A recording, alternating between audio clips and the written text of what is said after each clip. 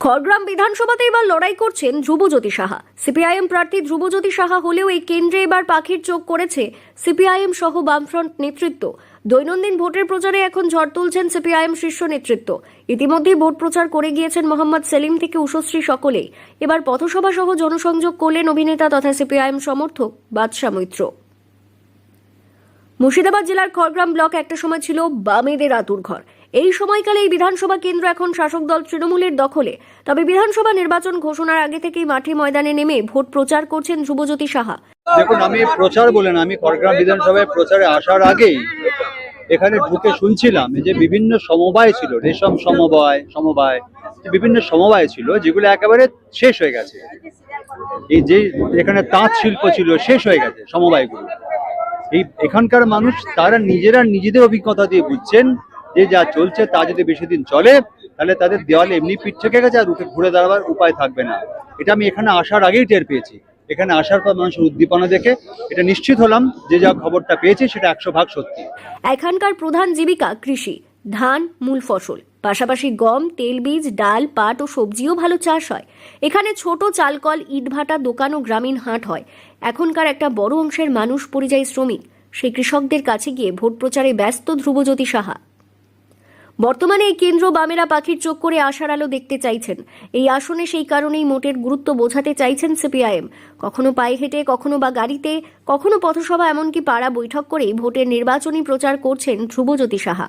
ব্যক্তি আমার কোনো দাম নেই, আমাদের পার্টি হচ্ছে বড়। তাই আমাদের পার্টি এই বিধানসভা এলাকায় একদম ৭৭ সাল থেকে ২০১১ সাল পর্যন্ত এখানকার মানুষ খড়গ্রাম বিধানসভার লাল ঝান্ডাকে জিতিয়ে বারবার বিধানসভার পাঠিয়েছে। খড়গ্রাম বিধানসভার মানুষের কাছে বিশ্বাস, ভরসা এবারও লাল ঝান্ডার প্রতীকের প্রার্থীকে জিতিয়ে বিধানসভায় পাঠাবেন। ডিআইএফআই এর রাজ্য সভাপতি ধ্রুবজ্যোতি সাহা ছাত্র রাজনীতি থেকে উঠে আসা, মুর্শিদাবাদের মাটি চেনা সর্বক্ষণের পার্টি কর্মী, কিন্তু এই পরিচয়গুলোর চেয়েও বড় তার মানুষ হয়ে ওঠা। খড়গ্রামে বিধানসভা ভোটের প্রাক্কালে জনসংযোগে নেমেছেন নিত্যদিন ধ্রুবজ্যোতি সাহা। একটা সময় খড়গ্রাম ছিল বামেদের আতুর ঘর।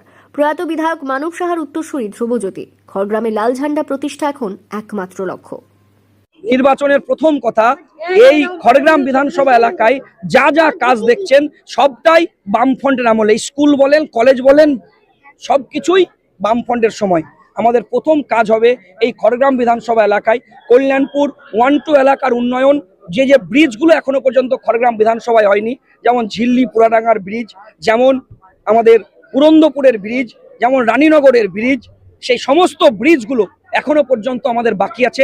সেগুলো করা, ছাত্র, যুব, মহিলা এবং যুবকদের জন্য কর্মসংস্থানের ব্যবস্থা করা এবং ছাত্রদের জন্য শিক্ষার অধিকার আর বন্ধ স্কুলগুলোকে খোলা, বেকার ছেলেদের কর্মসংস্থান, এটা হচ্ছে আমাদের মূল কথা এই বিধানসভা এলাকায়। অপরদিকে আপনার 4 বারের বিধায়ক, চতুর্মুখী লড়াই এই খড়গ্রাম বিধানসভা। চতুর্মুখী বিধায়কের কথা আর বলবেন না। ঘুষের টাকা চুরি করে করে কি অবস্থা আপনারা সবাই জানেন। নতুন নতুন ফাইল বেরোচ্ছে, নতুন নতুন কাগজ বেরোচ্ছে, নতুন নতুন পত্র বেরোচ্ছে। বিধানসভায় হারার পরে আর খুঁজে পাবেন না তৃণমূল গণে কোনো বস্তুকে।